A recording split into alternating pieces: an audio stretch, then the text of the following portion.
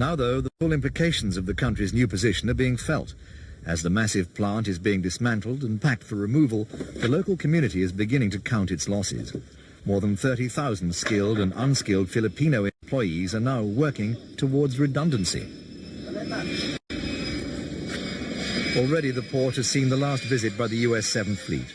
And if all goes according to schedule, by December, Subic Bay will be returned to the Philippines, and more than 4,000 military personnel and their families will say a sad farewell. Yeah, there is a lot of sadness. The families, yeah, they're parting with their family members, you know, people that they've known, friends. And this is more than just a naval station or a naval base, it's a community. We work close with Longapo, the Subic area, and we have a lot of commitments and a lot of friends here. So yeah, they are sad. Almost completely dependent on the base for its survival, the city of Olongapo is already mourning the prospect of losing the American dollars. All $305 million a year were regularly infused into the community.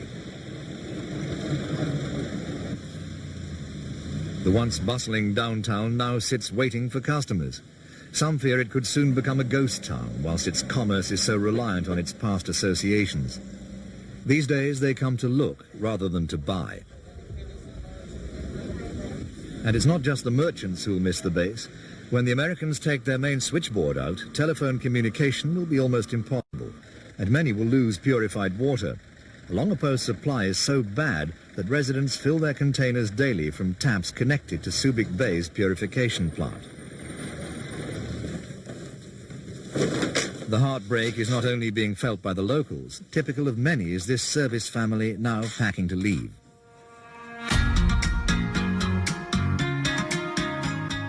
Don't go anywhere, please. We've got more to show you.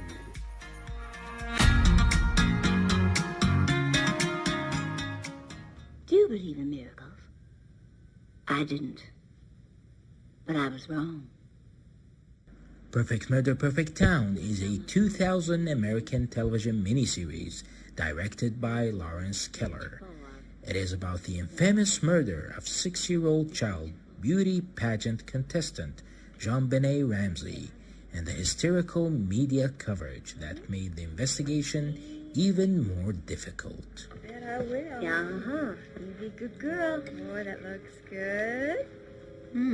Oh. Is it good? It's delicious. Can you say that, Johnny P? What is it delicious? It is very tasty. What Grandma made is delicious. Now, is it, delectable? Oh, it is for sure delectable. What's delectable? Well, delectable is delicious plus plus, just like you, Angel. Delicious plus plus? Cool. Cool. Yeah. Cool. In May of 1994, she got well. The main thing that saved her was her family, her husband, and her children, especially JonBenet. I'm not implying anything, Mrs. Paul. I'm just asking. This conversation is definitely over. I'd appreciate it if you left. The phone is ringing at a steady pace at this newsstand in Boulder. Most people are calling to voice their support. Eads and Smoke Shop will drop the edition of the Globe that comes out on Monday. Eads had planned to carry the issue with crime scene photos of JonBenet Ramsey. But late in the day, store managers changed their minds. They just felt as if it wasn't in their interest to carry something like that. We're in support of the Ramsey family. Pete Roos says it doesn't matter who will or won't be selling the issue. He won't be reading it anyway. That's just pushing it too far. A little decency would be good. Globe spokesperson Tony Frost says that is not the case. We took very careful consideration before publishing these photographs. We had a large selection to choose from, and we chose what we feel are the less sensational ones. From the beginning, sources have told News 4 catching the killer would mean proving forensic evidence found inside the Ramsey home. That includes bodily fluids found on JonBenet Ramsey and elsewhere in the house. Publicly, police will not say when that lab work will be finished. Here, Chris, for your mother. Why hand delivery? Alex, you need to know Boulder PD has requested we no longer copy you on our findings in the Ramsey case. Wait a minute. Eller's withholding evidence from us? Pete, I don't take sides. You and Kobe's people need to get on the same page in this case. Thanks for the heads up. What does it say? A residue on her thigh was not semen? Smeared blood.